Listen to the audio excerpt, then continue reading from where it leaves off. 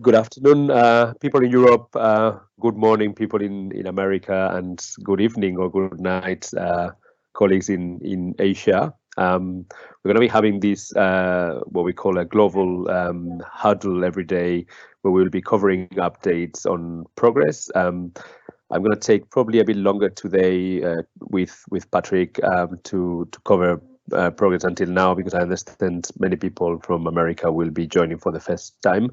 I will just tell you that we've been working on a lot in the last few hours. First, we had a kickoff where we explained all our goals, all our aims, the methods we're going to be using, and the research questions we want to prioritize.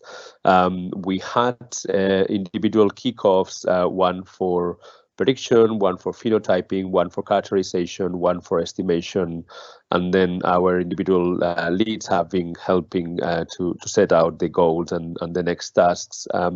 Patrick is now going to give you an update on progress in the different channels. I'll hand over to Patrick.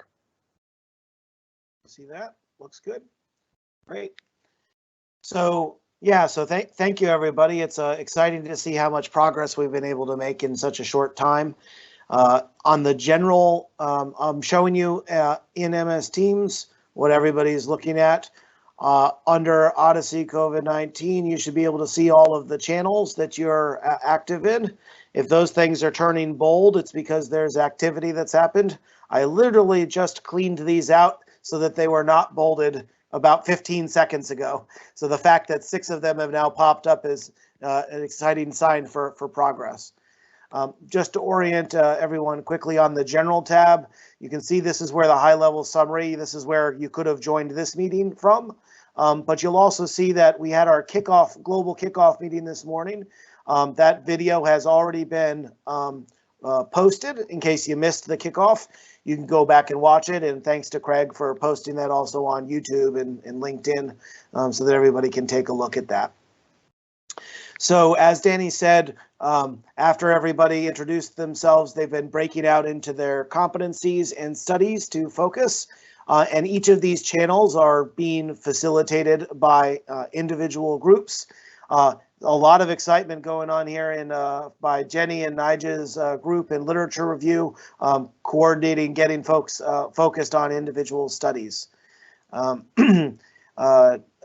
Martijn gave us an encouraging update here that the COVID-19 cohort evaluation package has been released for alpha testing, and we're going to be trying to run that across a few different data sources.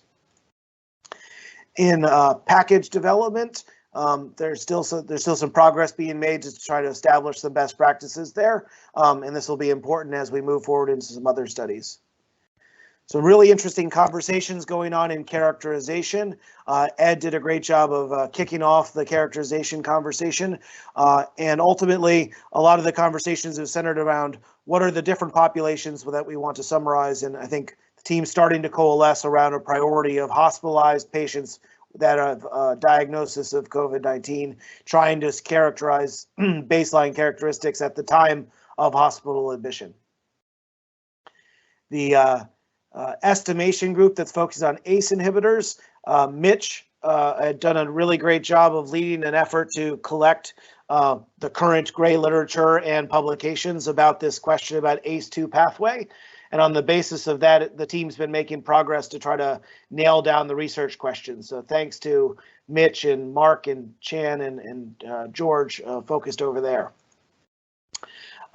Talita and Albert have been collaborating together on both the Hep C and HIV protease inhibitors groups to try to design common protocols for that. So a lot of the discussion you're going to see there is out on the Hep C protease inhibitor thread.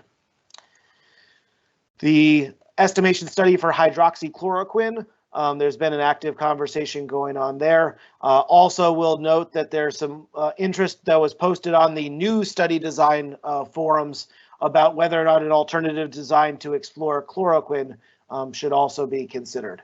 But our focus here with the comparing to DMARDs in the rheumatoid arthritis population looks like that's still the direction that the team's trying to move forward with. On the prediction front, Ross did a great job of kicking off summary, and the team's been hard at work thinking critically about the prediction questions and trying to define whether or not we really understand the decision contexts for those prediction problems. So it's been great to see some good hard thinking that's going into that. The two that I'll highlight very briefly, the study estimation, IL-6 and JAK inhibitors. I'll just highlight something that I think is actually notable here. Danny's leading this effort, and he's making use of the planner function up on the channel bar. If you click on planner, you can actually see that this team has chosen to coordinate activities by creating tasks and then having assigned individuals to tasks. So you can see here there's now quite a list of outstanding tasks for everybody to do, but they've broken it down to write a background section of the paper, get their protocol ready, run the analysis, run diagnostics, finalize the protocol, and interpret the findings. They've got named individuals assigned to all of those tasks. I'll also highlight the good work that's already started in the phenotype development group. We had our kickoff this morning and had a lot of active engagement, which was really great. And there's a lot of conversations going on. In this group, we've decided to create this tab up top in the channel bar called the Phenotype Tracker. And what we are doing here is we have a large number of phenotypes that we need to build for the purposes of supporting all of the characterization, estimation, and prediction studies.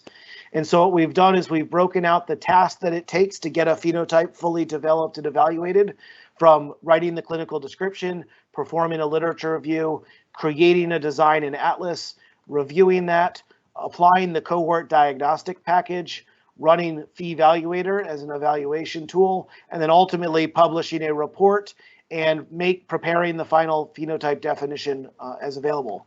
This spreadsheet has named individuals. So we basically asked for volunteers to take on these various tasks.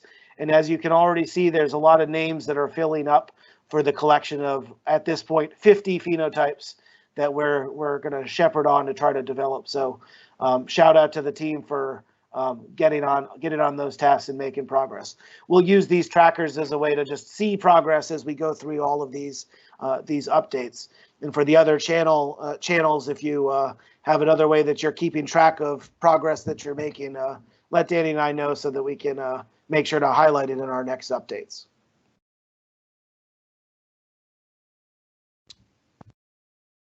Danny, did I miss anything we'd like to cover?